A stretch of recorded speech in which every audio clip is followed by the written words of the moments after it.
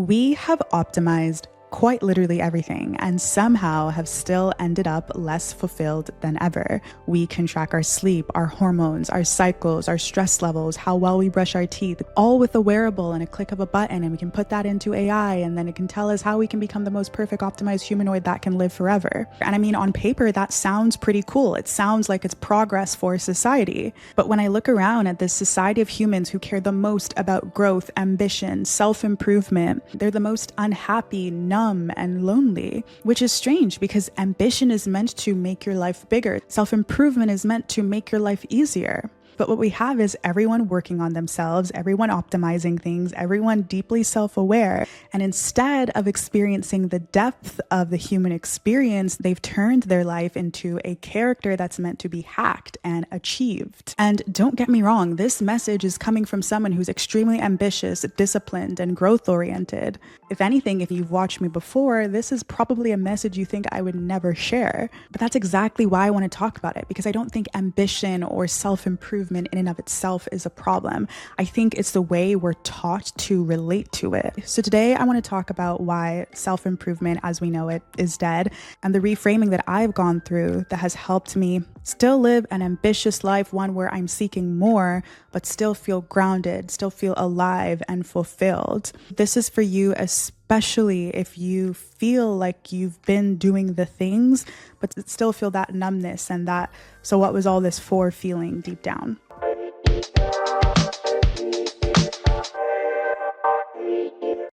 Hello, my name is Danae. Thank you so much for giving me a little piece of your time today.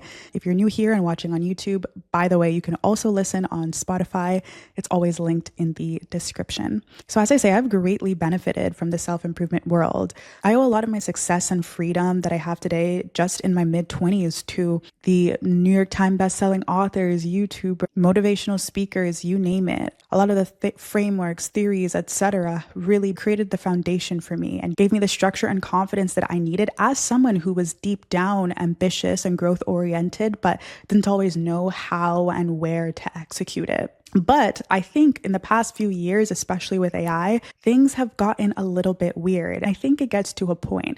And I know that this is not new, and a lot of people have had a distaste for a lot of the YouTube self-improvement guru types. But I've generally thought, okay, sometimes this is a little bit cringe or odd, but it's generally a net positive for society. So who cares? But I think we're reaching a point where it's actually not a net positive. And a lot of the extreme neuroticism that we're seeing, especially off the back of the tools and tech we have, is actually making people's lives worse. And I never really had the language to describe the shift I had, especially in the last 2-ish years of my life, until, unsurprisingly, I came across this Substack article called Self-Improvement is Dead. I'll have it linked below. But the writer, in my opinion, passionately and eloquently describes the current self-improvement industry, what it perpetuates, and reframes it all in a way that is much more grounded. And part of why I'm sharing it is because I think it should be spread far and wide to as many people as possible. The overarching idea is that we should move from self-improvement and quote optimization to cultivation. And they break this down with 3 ideas: self, seed, and spirit. So what I'm going to do is break down the 3 ideas, share what I agree with, maybe don't agree with, my personal insights. And what I would normally do is add in some practical tips, but I think that would be poor taste in this specific video because I don't want this to become a quote framework for you to follow, another self-improvement quote rule to put on yourself. But I think it is useful for creating your own philosophy on self-improvement rooted in these fundamental ideas that I think is much more beneficial for most people to follow. As a quick disclaimer, I would say that this writer isn't politically correct by any means. They write very provocatively. I personally like it, but it might not be everyone's taste. So I'm just letting you know before you go and you're like, Danae, what is this? I warned you. And actually, I'm going to kick us off by reading a quick little excerpt from the article. I was cursed from adolescence with the brainworm of wanting to find the best way of doing anything before actually beginning the undertaking. The brainworm grew and grew until it turned its gaze upon life itself. The promise, if I can figure out the best way to live, then I can finally start and do it right. Pure poison. But that's what happened. So I turned to self-improvement to learn everything I could about living right before actually living. You know it, I know it. I played the F out of myself with this hoe-ass mindset. Perhaps you did too. Thus, we are deeply in need of a wholesale configuration of the self-improvement framing. The ideological underpinnings of the self-help movement are untenable and gay. Now, I'm sure this is immediately relatable for you as it was for me. Growing up, especially as an only child, trying to figure things out when I felt like everyone else had the answers. Because of that, I sought out this information through books and other people, which was helpful. But as the writer said, it becomes this weird cycle where you're trying to figure out the answer before living, which I have a whole entire episode on that coming soon. But then within this process of trying to figure out the answers, it becomes very individualistic. And self-improvement as we know it today is at its core very individualistic. Everything you do is for you. Your habits, your routine, your productivity. And you sit there lonely when you cancel plans with your friends because you want to make sure you get to your 6 a.m. Pilates class so you can feel skinny, hot, and sexy for the summer. It's like, cool, yeah, we can work on ourselves and have our routines. But if everything is centered around us, what is it all for? So the writer argues that cultivation is different, and cultivation doesn't center you, it centers the whole. And I love this because if anything, out of all the 3 ideas that they share, this one resonated with me the most. And I think I've always had the intuitive understanding of. So a nice example that they use is the young man. He doesn't just work out for working out and becoming stronger, can be good so he can look in the mirror and feel hot and maybe it will get him more girls, but also being stronger allows him to help his mom carry the groceries in more effortlessly, or to help his friend move and carry boxes inside lots of steps. The body becomes useful beyond your own reflection, and that's what it's for. It's for you and the whole. So when you frame things this way, growth becomes relational instead of individualistic and all about me, and important because humans need each other. I mean, look at what happened during the pandemic when everything was shut down. People were doing the most to be able to connect with one another, to party, to talk, to be close with one another because we were forced to separate. But as I get older, especially as a Gen Z, my eyes have been open to this idea more when I look at my family, my mom, her siblings, etc., who are mostly boomers, and how they look at self-improvement. So listen, by no means are boomers perfect people. I would say Gen Z has definitely improved on emotional intelligence and those sorts of things.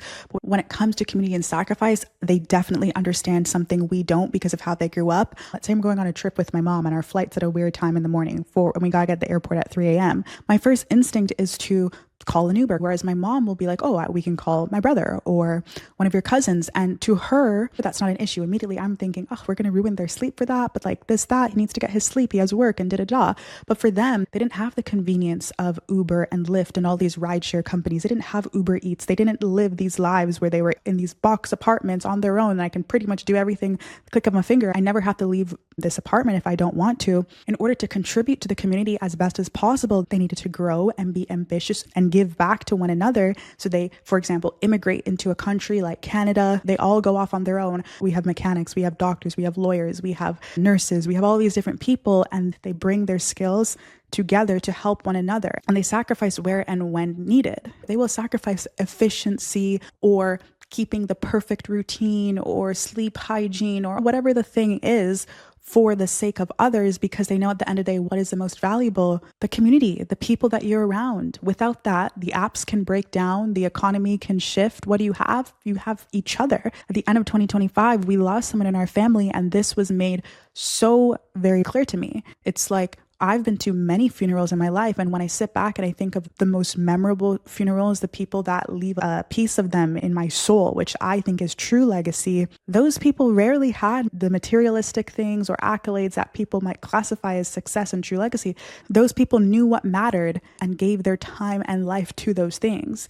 Being present, showing up for people, improving themselves for the whole. This comes down to doing things for no measurable reason. And we'll get back to that point by the end of this. But self-improvement is not always going to make sense. Your self-improvement isn't always for a clear, specific outcome for you. In fact, self-improvement reframed as cultivation, i.e., improving yourself, not just for you, but for the whole, and what it may allow you to contribute into the world, which I talk about all the time. I have previous videos where I say you have a responsibility to grow, not just for the big things and the monetary success and all of that, but for the little things. So you feel happy inside. And when you're walking down the street, you don't need your headphones in 24/7, and you can look at people and smile and have impromptu conversations with strangers who need it. And you will never know the impact that made and that ripple effect that it causes. What do you get out of that? Nothing. You might never see this person again, but that smile and that intentionality that you had, because you're not drowning every thought out with music and podcasts and all these things, and you're actually interacting as a human, and you work on yourself and you're doing that and you live fully,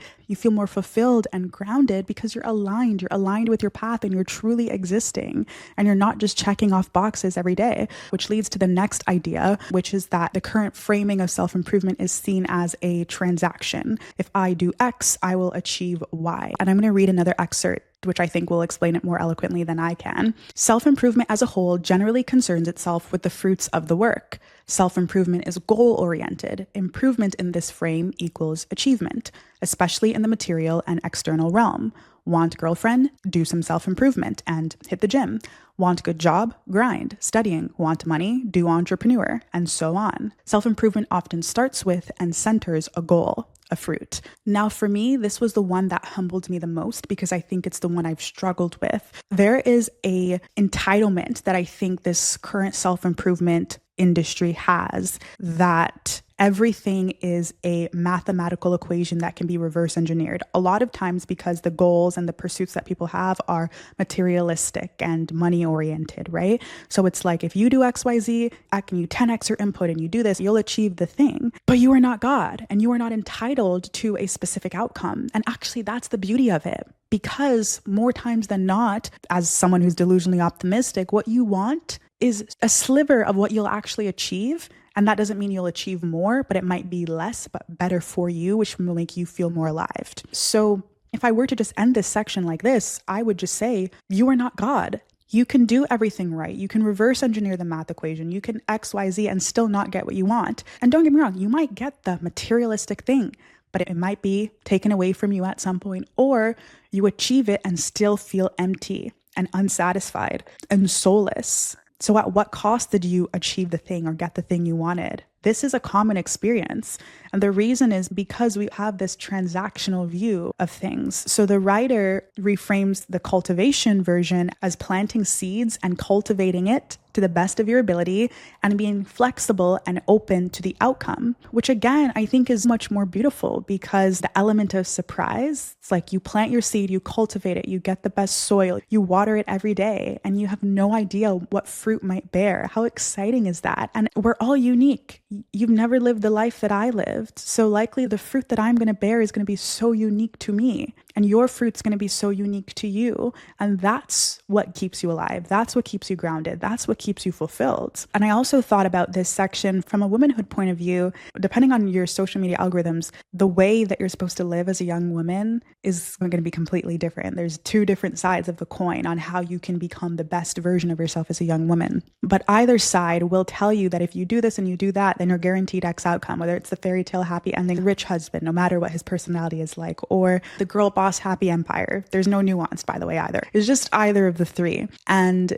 so if you do XYZ, you live in this way, you do these things, you look smacks, you grind hard, you close your legs and you stay modest, you'll get the outcome that you're looking for. But that is simply not true. Love, or whatever version of love, all of the above, is not a checklist. All you can do is cultivate yourself deeply and hope that by living an aligned life, one where you're acting true to who you are, you meet someone who shares the same values and sees you as a whole human, but you can never guarantee the time or if the desired outcome you want will ever even occur. And not achieving a specific outcome that you have in mind is not a failure. It is simply just the journey of life. The only thing that is guaranteed to us is that we will die one day. So why not live in a way that makes you feel alive by cultivating what has been given to you and that lights you up? You can yearn for love, materialistic things. You can work hard towards something and have ambition without being completely obsessed with a specific outcome. This is the journey that I've been on, and I think has really helped me reframe my goal setting, especially for this year when I'm recording this in 2026, because sometimes I found myself writing down goals, and it's like, okay, I want this, but for what? My biggest shift in my career when I had my first $10,000 month as a freelancer, which is like the epitome of quote success when you're self-employed. At the time for me, that was massive. I mean, I would be appalled to know that I've made double, triple that most months now. But the biggest shift that I had to get me to that point was knowing exactly what I was going to do with this goal, because I had this monetary goal, but for what? Because that's what other people online said was good. That was the milestone. When I knew, okay, when I get this money, I'm going to allocate it here and here and here. It gave me more drive because I knew exactly where I was going to put my energy, how I was going to use that money, where that energy was going to go. It's exchange of value, it's energy, woo, whatever. That understanding gave me more fulfillment and gave me more alignment. And I think that you can look at every other kind of area in your life like that as well. You need to really root your ambitions in what they'll do for you and the whole, as we already discussed. Yeah. And ask yourself, for what? What do you want the thing for? Why do you want it? If you weren't constantly seeing this online, would you still want it? Letting go of the expectation and the specific fruit that you're bearing and just focusing on cultivating the fruit will make you feel more alive and make this journey of optimization and efficiency you're on feel less numbing and soul crushing, which leads to the last idea here. And that is what the writer calls spirit. In short, they say that self-improvement as we know it doesn't leave room for spirit.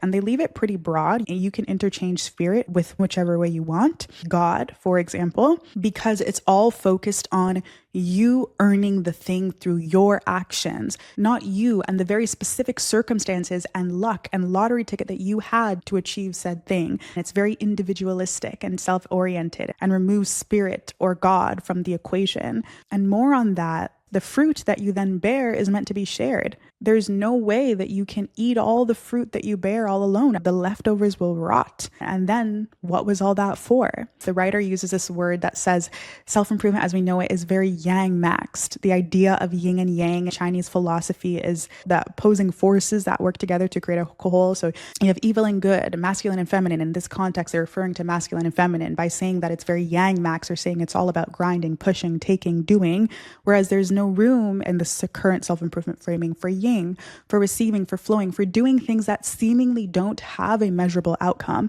But those are the things that often make you feel the most alive and most fulfilled, and both are required to live an abundant life. They use an example like the self-improvement gurus today could never understand why you would paint a picture for the sake of painting, or look up at the clouds in the sky for hours without a specific end goal or reason for doing that. And the AI world we live in, etc., where you can plan your calendar to a T and track every single thing so you make sure every single second of your day is optimized. There's no room for creating something just because it feels good. But in that is where most of us feel the most alive, and that will make the more optimized yang moments that we need to go through to live balanced better. They make it feel more whole. So if self-improvement is dead, what replaces it? It's not being a bum. It's not striving for anything. It's cultivating. It's less trying to optimize everything to a T, allowing room for flexibility and a degree of uncertainty. I don't relate to self-improvement or growth as a project to be solved or a complete end finish.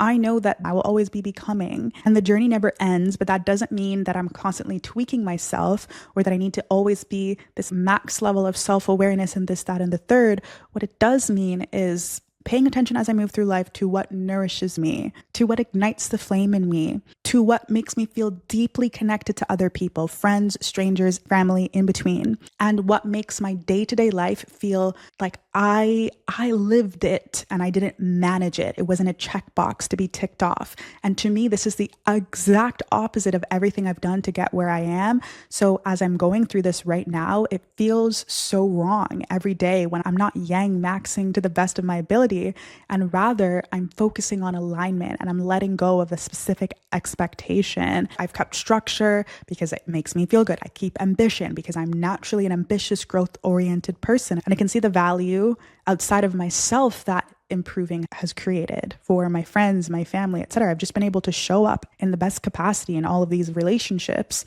But that was only when I made the intentional effort to do so, and I realized that that's what I was doing it for. That was the whole point. Not everything valuable needs to be tracked or explained eloquently. And not everything good in your life will come from trying harder. There's a beauty in receiving for doing less, but with such surety, passion, enjoyment, good energy in that less that you do. If you're still here, I know you can relate to many of the things I've shared. And if you feel that numbness, or you're on the verge of that, it might just be that we've all just outgrown this yang maxed version of growth and the way we've been taught to relate to self-improvement. I think this next phase for all of us, this new swing of the pendulum in society, is about the complete opposite. It's not about improving ourselves at all. It's about cultivating a life that brings us all together as one. That's it. We'll talk soon. Bye.